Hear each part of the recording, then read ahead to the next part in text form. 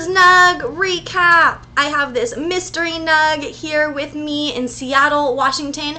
I am up north for this weekend's Hemp Fest. It is raining and pouring outside, so before I make my way down to Hemp Fest, I wanted to bring to you 4 cannabis-related news stories. You can find these news stories on Facebook, Twitter, and Instagram.com/newsnug, and you can always submit to me stories that are interesting and local to you and regarding cannabis. The first story to share with all of you is from Santa Ana, California, where a local councilman has been taking money from medical marijuana dispensaries, working as a consultant for government, and then as a councilman, perhaps assisting those that paid him to get farther in the medical marijuana process down in Santa Ana. If you didn't take him on as a consultant, maybe you didn't get your license to open up your dispensary, and that is bullshit. So he's definitely being looked at. We're definitely trying. The newspaper, the article I was reading was from thevoiceofoc.org, and they're definitely trying to look at whether it was legal what he did, whether he actually had the authority to decide and meddle who's getting licenses, who can open pot shops where, and whether it's actually in the best interest of Santa Ana or whether he was just fattening his own pockets. It's very, very upsetting. But the next story is a good one. This next story is about a marijuana drug war prisoner, and I've mentioned him a couple of times on this episode. I want to say at least twice he's been the focus of his own News Nug story. It's former prisoner, Jeff Mazinski. He is almost completely released. He will be granted parole. It's very, very exciting. He's served over 2 decades for non-violent marijuana crimes. The 3 strikes system is ineffective and definitely puts people behind bars who are completely non-violent and are generally just cannabis users. It's completely absurd that these people have been locked away for decades trying to protect society when in fact they weren't a danger at all. So I wanted to bring this up on News Nug again, not because he hasn't been talked about before, but because this is great news. He is going to be able to be freed on parole. His mandatory life sentence has been overturned. I think it was the governor of Missouri looked into his case, said that he could be granted parole. Now he has actually been granted parole. However, there still are about 40,000 people serving prison sentences for marijuana offenses.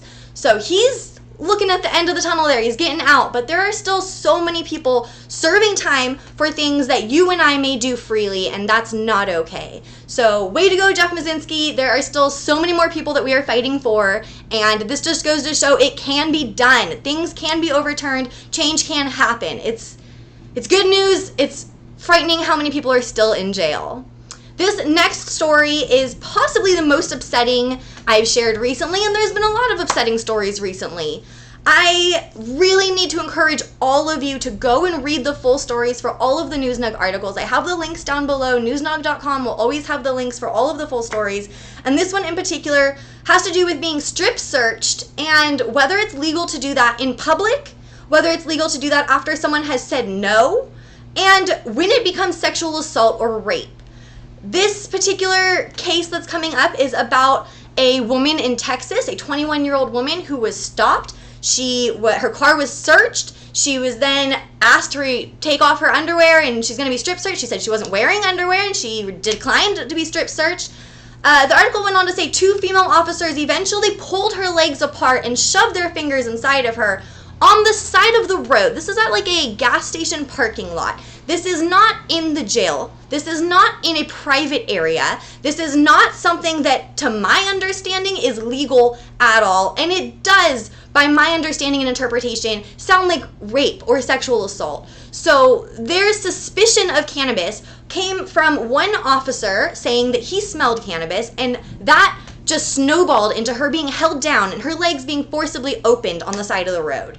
It is completely absurd that in the United States, we do have states that protect people, that the smell of marijuana is not probable cause, but that's not a nationwide law. And there are people still being affected and still being searched in illegal ways that it's absurd. And this article should upset you. So please go read the article, and if you have any justification for the cops, I don't care.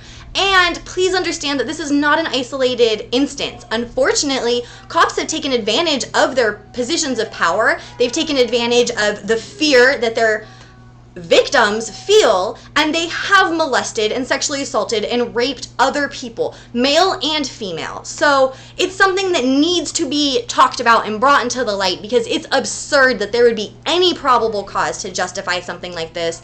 It is insane. She was not arrested. She was not yet in the jail cell. She was not in a private area. It is disgusting and offensive. The final story, I actually picked a very light story because that last one was just so depressing. The last story I wanted to share with all of you is actually an opportunity. If you love cannabis, if you love smoking cannabis, talking about cannabis, and you want to share with the world your feelings on cannabis, an Oregon newspaper is looking for a marijuana critic.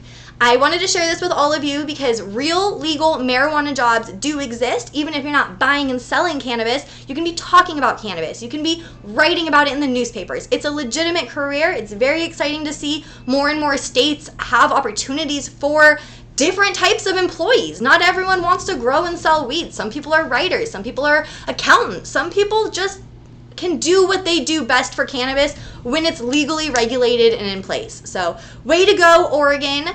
This news nug has come into an end, but I won't be smoking this nug because I'm actually not smoking in this hotel room.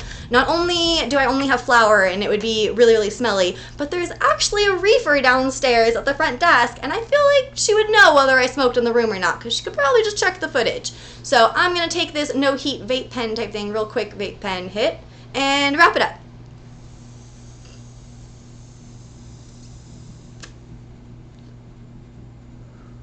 Thanks for watching this week's News Nug recap. Always submit your stories to me if you want them shared. They have to be cannabis related, but please tell me what's going on local to you.